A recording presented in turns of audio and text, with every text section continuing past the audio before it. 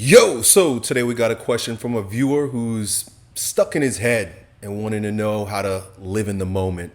Well, before we do, if you're looking for some clarity or direction on your situation, or just another brother to hold space for you while you allow your own revelations to come through, then you know what to do. Book a session with me, your old Uncle E, by clicking the link down below. So today's question goes, Yo, Elliott, I feel like I'm never living in the moment. I'm 26 years old and full of life, but always feel like, even in a good moment of time, I'm constantly in my head, just about whatever. He says, I want to take appreciation of each moment and make lasting memories with those I love. Tired of always being in my head. Great question, man, and something that probably a lot of guys can relate to, right? Living up in the head, the world of concept and ideas, separate from like what's actually happening right in front of us. I know I can relate.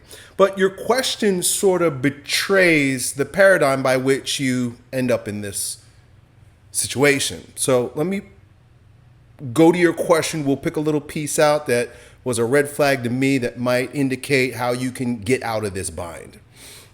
So you say, I want to take appreciation of each moment. You say, I want to make lasting impressions and memories. You say, with those I love. And you say, I'm tired of always being in my head. So right there, we've got 1, 2, 3, 4 judgments, desires, resistances. And those judgments, right? So you say, I want to take appreciation of each moment. So that's a desire. I'm desiring this thing, right? Even good things, desiring good things is sort of a trap because it keeps you stuck in your head, right? There is no desire in the present moment, meaning like the present moment is full in itself, but your desire for wanting to be appreciative separates you from actually experiencing appreciation.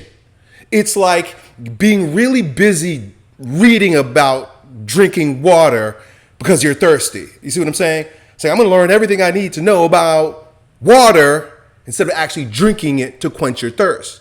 You can't quench appreciation, or you can't quench this desire for remaining in the moment if you're seeking appreciation. You're looking outside of the moment.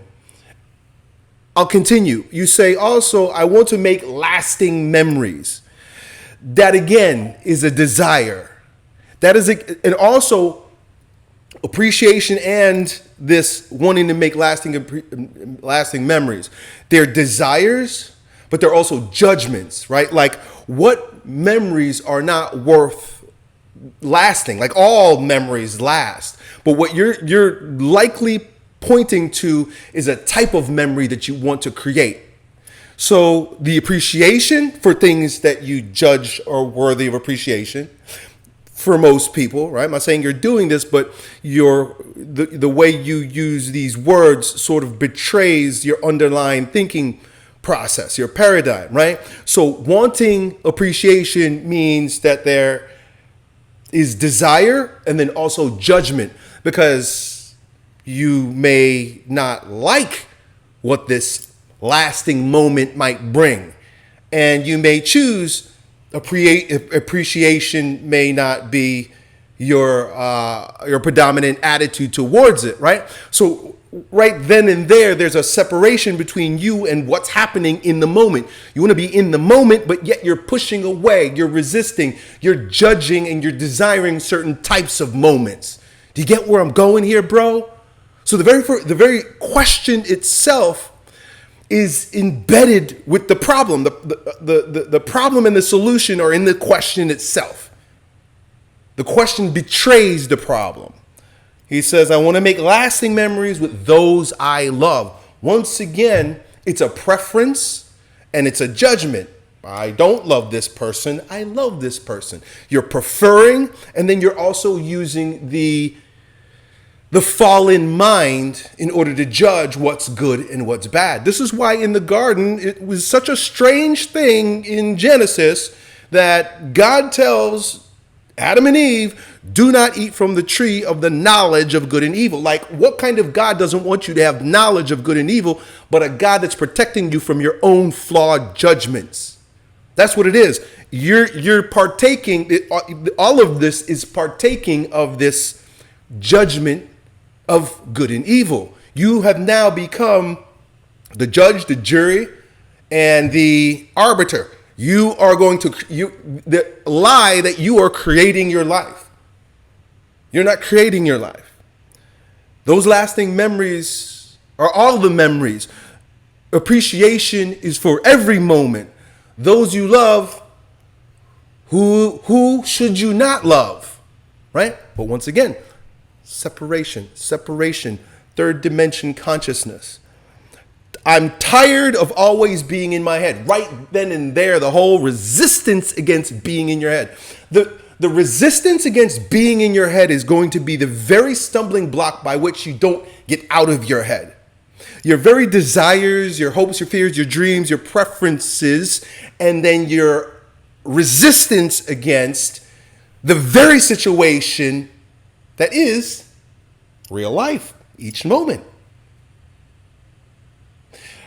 Being able to live in each moment, right? Because there's a lot of different ways we can talk about this, but we gotta rise above the nuance for a moment. In order to live in the moment, there can be no judgment about the moment, because the minute you judge the moment, you've separated yourself from the moment. The minute you say, this is good, you've separated yourself from what is, because judgment has come in. The minute you say, this is bad, once again, so good and bad. You talk about things that you want to appreciate, but the fact that you have to pick and choose to determine what's worthy of appreciation means you're living in your head, which is the judgment mind, not the presence of the moment. You can't have presence if there's judgment, if there are preferences, if there are desires, if there's resistances. Because the moment just is. It's totally neutral. And that's the problem, my friend. That's where most of us get stuck. Because if the moment was enough, you wouldn't be judging it. You wouldn't, because what do you judge? You judge things that you're suspect of, right? This is what the judging mind, this is what the lower mind, the intellect is capable of doing. It separates itself. It looks objectively. It makes judgments and preferences based on past experiences. I don't like when it rains because the judgment brain goes back into third grade when it rained and you couldn't go on your field trip. Raining is bad, right? So you see rain and all of a sudden there's a thought, there's a memory, and then there's a judgment, and then there's a preference, none of which presides in the moment. But the problem with the moment, which I was going to get to in a moment, but now I'm at the moment, about the problem with the moment is that there's no problems in the moment. The problem with the moment is that there's nothing to crack, there's nothing to figure out, there's nothing to solve. Any judgment you have of the moment separates you from the moment because the intellect needs a problem to exist. The intellect only exists to solve problems. So if there is no problem, there's no reason for it to be spinning. But because we live in a world that worships the intellect, that has made the intellect, which is a good servant at best, but a poor master, we've made it our master. We go not to the intuition, not the instinct, not the imprint of the actual moment. We go to memories and projections and judgments on the moment. So the very first thing about living in the moment is that any thought that you have within the moment discharges you immediately from the moment. It's so funny because, like, people will go on these iconic vacations, right? Trips, right? There was a lot of people from Europe and America during this World Cup, and people will go to like the Grand Canyon or like Niagara Falls or like these beautiful places, and the minute they get there, they're ejected from it because, wow, this is beautiful. You've labeled it. You've instantly labeled it. You collapsed it into third dimension. You now own it, and it becomes boring instantly. It becomes boring instantly because you've now solved it. Well, I got it. But this is beautiful. This is good. Right? The minute you do that, you've collapsed your judgment into the third dimension, and there's no more possibility. There's no possibility for being in the present moment when you're judged it immediately. Wow, this is beautiful. Done. You're done. And then even worse is the phones start coming out, right? And I'm not judging people who do this. I'm saying this is where we are, and this is why living in the moment seems so elusive. How can I live in the moment? Well, I'm busy taking pictures of the moment so that you never forget the moment. You want to have lasting memories. Well, then, you know what? You're going to be like one of these people that take pictures of everything and never actually have a lasting memory, but a digital memory. Now, you may be sitting here asking yourself now, okay, Elliott, what do I do? I understand that question. What do you do? First of all, let's understand what the problem is. We're clear on the problem. The problem is wanting, it's judgment, it's resistance of the moment, which shows up in thoughts. The minute there's a thought, you've lost it. One of the hardest things to do is to stop yourself from thinking. Because once again, it becomes a circle jerk. Trying to stop yourself from thinking is like trying to touch the tip of this finger with this finger. And then the question goes deeper. Who's trying to stop who from thinking? Right? Who is the one that is trying to stop the thinking from happening?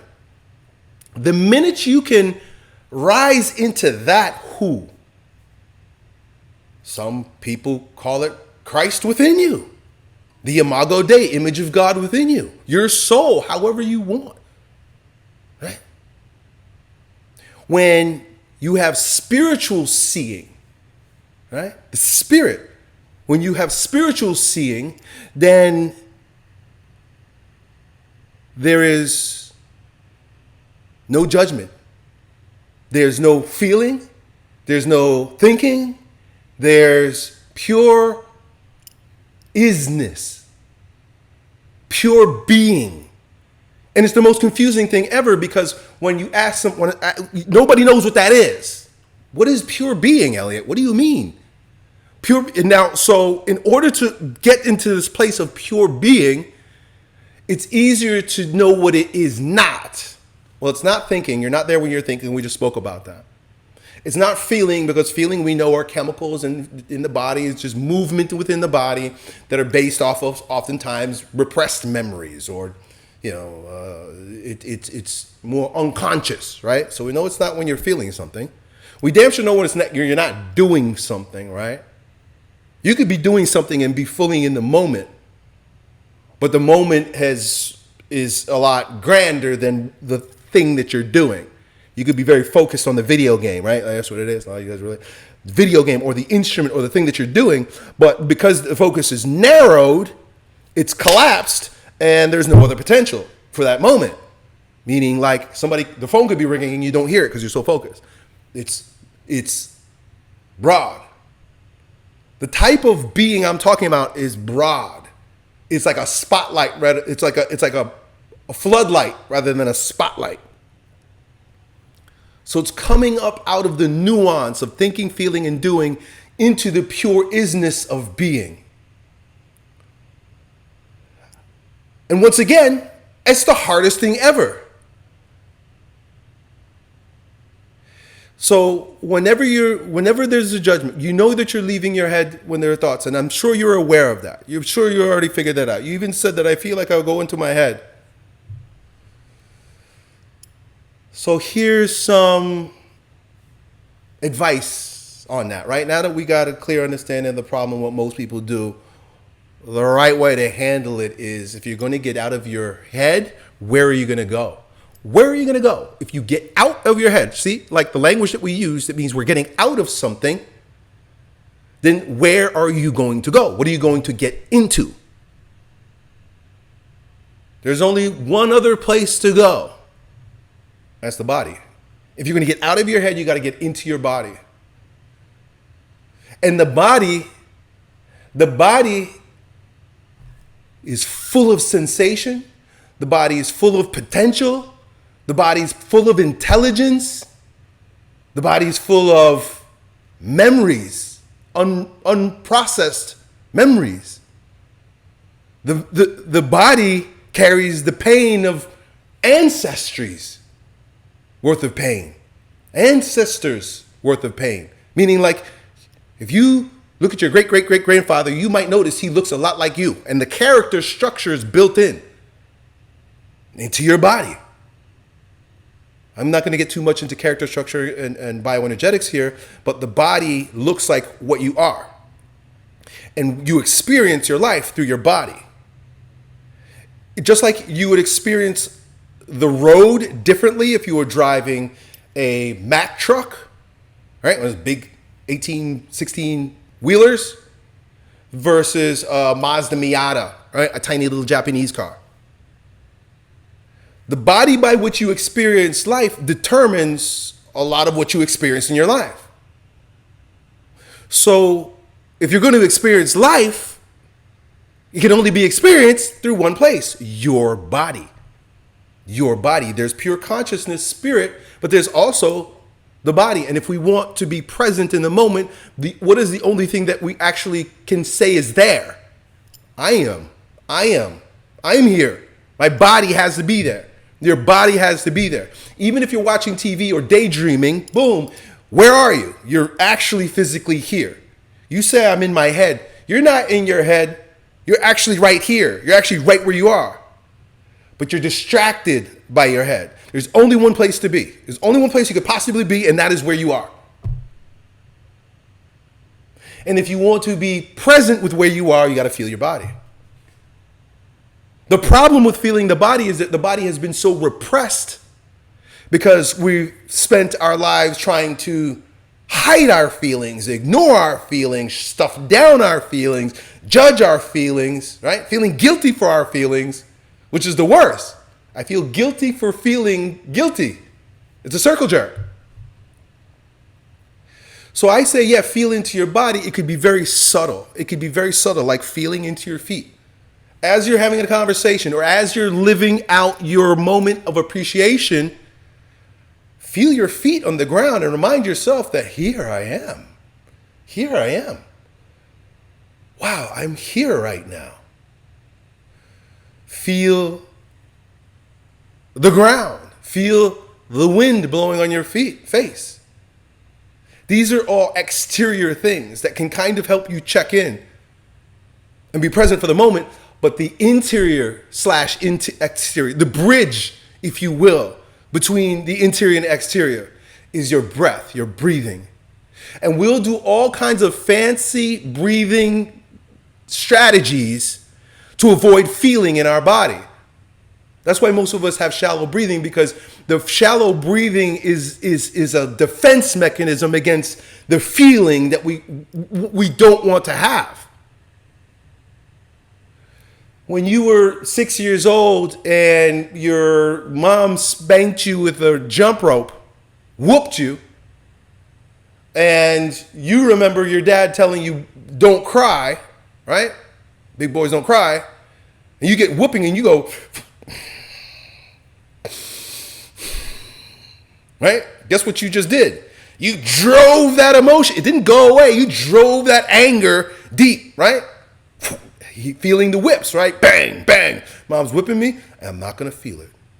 Well, your body felt it, but your mind, your will was strong enough to suppress it, but it don't disappear. It's still there. Last week, I spent several days in Brazil. Some of you guys know this. And I was working with a client on bioenergetics. By the way, if you ever want to do bioenergetic retreat with me, book a session down below and we could set that up, bro. But we were doing bioenergetics, and this guy is like a high achiever. He's an entrepreneur. He's doing great. He's making money. He's got a beautiful girl. He's living a hustle, the right life, the good life, and he's hustling to make it happen. Right? Any one of you would be proud of this guy and say, damn, I wish I was living a life like him. But he was struggling with relationships. He was struggling with authenticity and vulnerability and his heart, having heart in his relationships. We could talk concept all day long about how to be a loving person or how to be vulnerable and so on and so forth. But until the heart is unburdened from the pain of the past, that's not available. So what did he and I do? We did a lot of bioenergetic breathing. And in the beginning of that breathing, here's where I'm going to tell you about resistance and shit. In the beginning of our very first session, he's fighting the whole time, meaning like he's getting distracted and starting to talk, have conversations. He wants to get up and scratch his head. He's doing all these things rather than just breathing. And I know it isn't because he's a bad person, right? Or he's trying to thwart my authority in the situation. I knew it because he was full of resistance. He did not want to feel what was wanting to be felt decades ago. So he'll do everything. That's why you can't do bioenergetics on your own. I wish I could. I wish you could. I can't even do it on my own. Because you're going to confront shit that you just don't know how to push through. And so for the first day, I gave him grace. And I was like, yeah, sure, okay, cool. You want to move? Okay, no problem. Oh, you have something to say? Fine. Just giving him space. I knew exactly what's going on. This dude is resisting the moment, resisting the present moment. We were doing nothing but breathing. But he could not be in the moment because the emotions were ungrounding him. The next day, because we only had a few days together, we're breathing, we're doing bioenergetic breathing, same thing starts happening. Oh, my knee is hurting, and he wants to like squirm around and move. And by that point, I just said, listen, man, you're just going to have to suffer through it. He understood right away because he's a high achiever, so he understood. He said, oh, okay, let me suffer through it. By sitting with it long enough and suffering through the resistance that comes up in the body so that you can avoid, by staying with it long enough, being present in the moment with the breathing long enough, he was able to access loads of tears, sobbing, pain, disappointment, anger. Anger was coming up. All these things were coming up. And all these things that were in there were not allowing him to rest in the moment because, like, I just remember when we first got together, he was talking a lot. He's just like a busybody because there's all the angst in the body. And you can't be present in the moment if the body's full of angst. It needs to be discharged. So presence in your life begins with presence in your body. And having presence in your body can be really tough if you're carrying a lot of emotional baggage. And no one told you how to breathe into your balls and blow it out the top.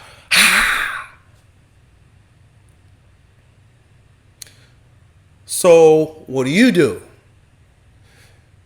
Be present with your breathing and just notice. Just notice your breathing while you're talking to someone. Notice your feet. They say that it's best to just notice 3 physical things that will draw you back into the moment. And the things that discharge you from the moment are the things you should probably be paying most attention to. Your body. How does your body feel? Is your body present? Are you here? Your breathing, which is the gate between your body and spirit. It's the gateway. And then your thoughts. See your thoughts. Don't judge your thoughts. Don't appreciate your thoughts. Don't say thank you for your thoughts. Don't resist your thoughts and be angry about your thoughts. Just look at them like you're looking at clouds in the sky and be completely detached, or better yet, abandoned. We got to be abandoned to what's actually happening in the moment in our body. We got to abandon our constant chatter in our minds about judging things and having preferences and this constant conversation that doesn't serve us. You got to let go. You got to let go. And then you got to breathe into the moment. In all of its boredom, in all of its pain, In all this excitement, you got to be able to hold the charge. You got to be able to hold the charge of the excitement of the moment. Me either because I have social anxiety, so that there's excitement in my solar plexus as I'm talking to these people, so I tend to disappear.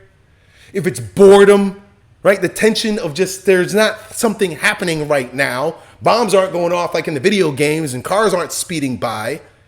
I need to be able to relax and be present in the boredom, the tension of the boredom.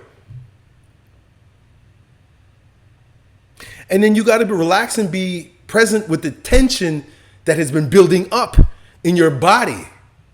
It's subtle.